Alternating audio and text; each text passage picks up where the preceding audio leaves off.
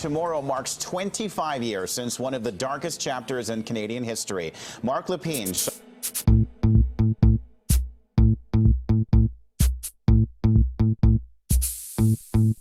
Let's talk about gender, baby.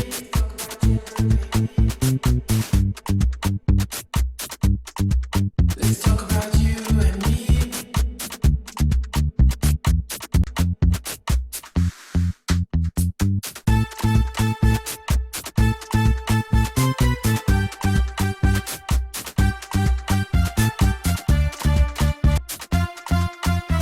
about gender.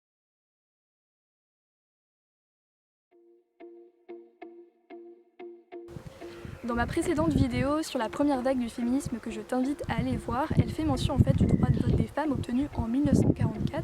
Certes, les femmes ont le droit de vote, mais elles n'ont pas de réel rôle politique dans la société. C'est au sortir de la Seconde Guerre mondiale que la seconde vague du féminisme émerge.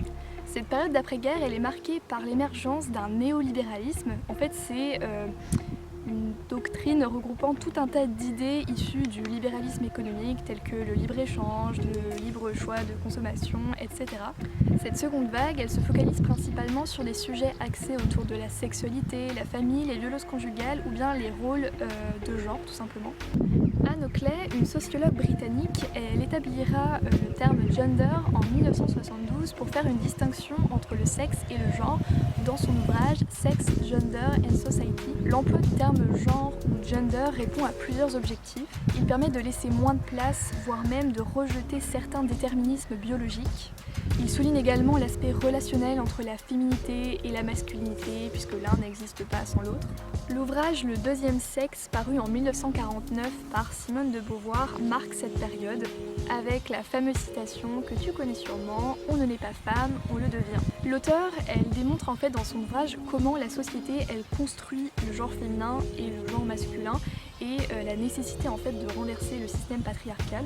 En 1956 en France, une gynécologue prône l'idée d'un contrôle des naissances avec notamment la création du planning familial en 1960, toujours actif. A few moments later. Super les mouettes, on adore.